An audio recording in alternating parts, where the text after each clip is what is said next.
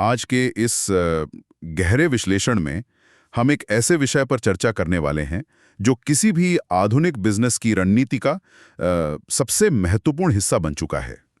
बिल्कुल। ये पूरी चर्चा रॉयल रिसर्च द्वारा प्रस्तुत किए गए एक बेहद विस्तृत गाइड पर आधारित है, जिसका नाम है royal research comparison guide, leading BI platforms analysed. और देखिए, इस चर्चा का जो मिशन है ना, वो बिल्कुल साफ है। हम चाहते हैं कि सुनने वालों को बिना किसी जानकारी के बोझ यानी इन्फॉर्मेशन ओवरलोड के बिना इस बात की सटीक समझ मिल सके कि आखिर एक एंटरप्राइज के लिए सही बिजनेस इंटेलिजेंस टूल चुना कैसे जाए। सही कहा, ताकि किसी के लिए भी ये समझना आसान हो जाए। हम सब जानते हैं कि आज के डिजिटल दौर में डेटा तो हर जगह है, हर एक क्लिक, हर एक ट्रांजैक्शन एक डेटा पॉइंट बना रहा है। लेकिन मुद्दा डेटा इकट्ठा करने का नहीं है, बल्कि उस डेटा से आगे की रणनीति तय करने का है। एकदम सही। यही सबसे बड़ा फर्क है एक आम कंपनी और एक मार्केट लीडर के बीच। सिर्फ अपने डेटा वेयरहाउसेस को भरना और उस डेटा से सार्थक इंसाइट्स निकालना, इन दोनों बातों में जमीन आसमान का अंतर है। रॉयल रिसर्च की ये गाइड इसीलिए इतनी ध्यान आकर्षित करती है क्योंकि ये उन एंटरप्राइज ग्रेड टूल्स के बारे में बहुत विस्तार से बताती हैं जो इस बिखरे हुए डेटा को एक क्लियर स्ट्रेटेजिक कहानी में बदलते हैं। असली चुनौती तो उन आंकड़ों को रियल टाइम में समझना और उनका विश्लेषण करना है। ठीक है, आइए इसको थोड़ा विस्तार से समझते हैं। देखिए, हम सब जानते हैं कि रॉ डेटा बिल्कुल बिखरे हुए पजल के टुकड़ों जैसा होता है, उसे सीधे तौर पर इस्तेमाल नहीं किया जा सकता। बिल्कुल नहीं। तो इस गाइड के अनुसार इन बीआई प्लेटफॉर्म्स के कुछ मुख्य पिलर्स हैं। जैसे सबसे पहले आती है डेटा कनेक्टिविटी, जहां टूल को अलग अलग स्रोतों से जुड़ना होता है। फिर आता है डेटा ट्रांसफॉर्मेशन, प्रोसेस होने के लायक बन सके। सही बात है। और फिर विजुअलाइजेशन के जरिए उस जटिल डेटा को चार्ट्स और डैशबोर्ड्स में बदल दिया जाता है। साथ ही कोलैबोरेशन और सिक्योरिटी जैसी चीजें भी आती हैं ताकि लोग मिलकर काम कर सकें और डेटा महफूज रहे। ये तो हुई बुनियादी बातें, पर इस गाइड में ना कुछ बहुत एडवांस्ड कॉन्सेप्ट्स का जिक्र है जो इन प्लेटफॉर्म्स की पूरी दिशा ही बदल रहे हैं। जैसे मशीन लर्निंग और एम्बेडेड एनालिटिक्स का इस्तेमाल। ये एम्बेडेड एनालिटिक्स क्या है, थोड़ा समझाएंगे? देखिए, इसका सीधा सा मतलब है कि बीआई इनसाइट्स अब किसी अलग डैशबोर्ड में कैद नहीं है। वो सीधे किसी भी कंपनी के अपने इंटरनल एप्लीकेशंस या वेबसाइट्स में जुड़ जाते हैं।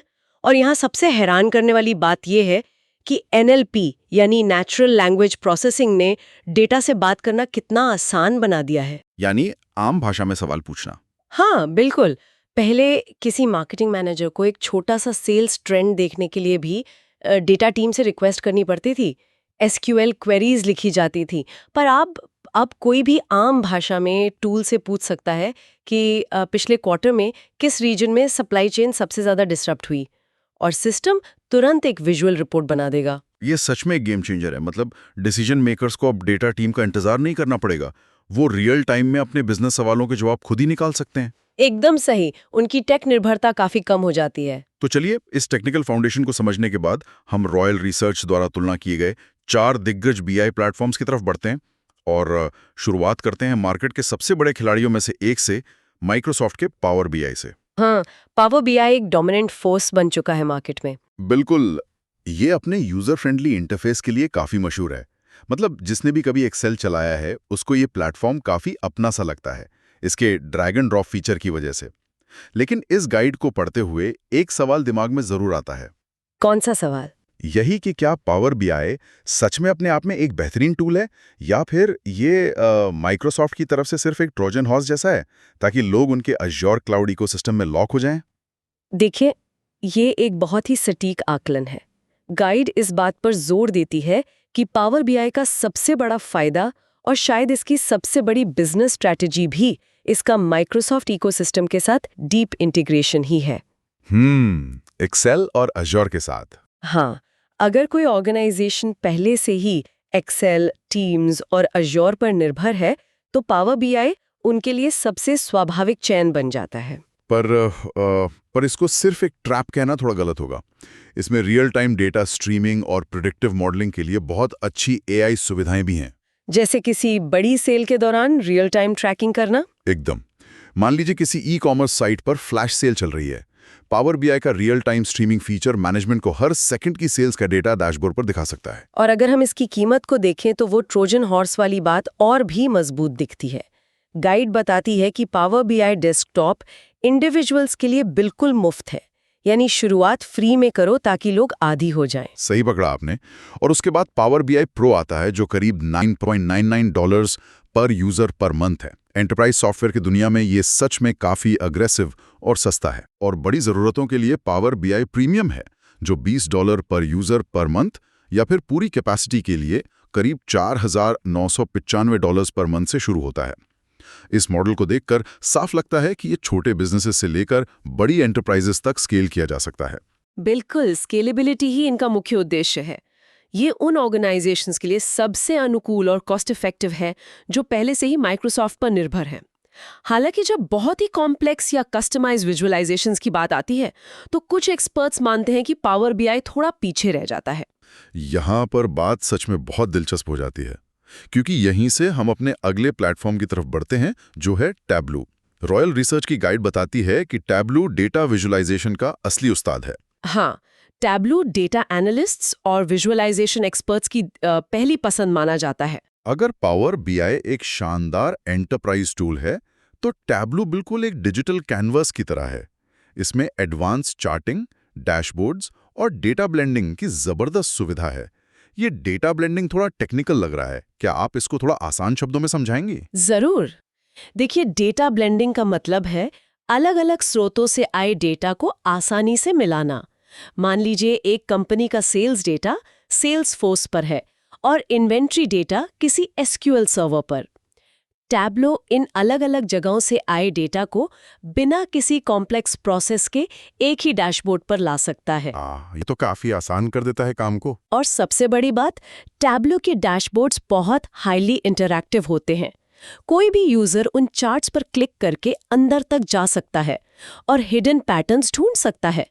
इससे यूजर एंगेजमेंट काफी बढ़ता है। लेकिन इस प्रीमियम एक्सपीरियंस की कीमत भी काफी प्रीमियम है। इसका प्राइसिंग स्ट्रक्चर दिखाता है कि ये स्पेसिफिकली उन लोगों के लिए है जिनकी प्राथमिकता सिर्फ डेटा विजुअलाइजेशन है। हाँ, इनका एक टैब्लू पब्लिक वर्जन मुफ्त जरूर है, पर वो लिमिटेड है। असली शुरुआत टैब्लू क्रिएटर से होती है जो करीब $70 पर यूजर पर मंथ है, जो कि पावर बीआई के $10 के सामने काफी महंगा है। सही बात है। फिर इनका टैब्लू एक्सप्लोरर $42 और टैब्लू व्यूअर $15 पर यूजर पर आता है। तो इस प्रीमियम कीमत के बावजूद क्या बड़ी कंपनीज इसको खुशी से अपनाती हैं? बिल्कुल अपनाती हैं। गाइड ये स्पष्ट करती है कि विशेष रूप से फाइनेंस और हेल्थ केयर सेक्टर्स में जहां एडवांस्ड एनालिटिक्स और ग्रैन्युलर डिटेलिंग जरूरी है, वहां टैब्लू का ही दबदबा है। वहां एक छोटी सी एरर भी महंगी पड़ सकती है। और डिप्लॉयमेंट के मामले में भी शायद इन सेक्टर्स के अपने सख्त नियम होते हैं। हाँ, इसीलिए टैब्लो को ऑन प्रमाइस यानी प्राइवेट सर्वर्स पर या क्लाउड दोनों तरह से डिप्लॉय किया जा सकता है। टैब्लो सर्वर के जरिए लोग अपनी प्राइवेसी मेंटेन कर सकते हैं। बेहतरीन। पर अब तक हमने जिन दो प्लेटफॉर्म्स की बात की वो स्ट्रक्चर्ड डेटा पर बहुत अच्छा काम करते हैं। लेकिन तब क्या हो जब डेटा लीनियर ना हो? यहीं पर हम बढ़ते अपने तीसरे प्लेटफॉर्म की तरफ जो है क्लिक। क्लिक ये थोड़ा अलग रास्ता अपनाता है। गाइड में इसका विशेषण पढ़ते हुए लगता है कि क्लिक एक मुक्त अन्वेषक यानी अनरिस्ट्रिक्टेड एक्सप्लोरर की तरह है।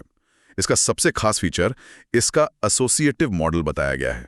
ये क्या है? अगर हम इसको बड़े पैमाने पर देखें तो ये एसोसिएटिव मॉडल किसी लीनियर सोच के बजाय एक वेब या मकड़ी के जाली की तरह काम करता है। आम डेटाबेसेस में एक प्री डिफाइंड रास्ता होता है, पर क्लिक बिना किसी पूर्व निर्धारित क्वेरी पाथ्स के डेटा को मुक्त रूप से एक्सप्लोर करने की आजादी देता है।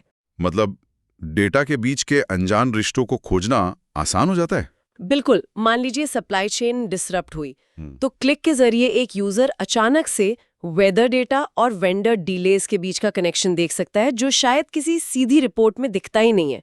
साथ ही इसमें ऑग्यूमेंटेड इंटेलिजेंस शामिल है, जहां एआई खुद इनसाइट सजेस्ट करता है। ये डेटा एक्सप्लोरेशन को सच में बहुत डायनेमिक बनाता है। बिल्कुल। और वर्कफ्लोज में इनका एम्बेडेड एनालिटिक्स भी शामिल है।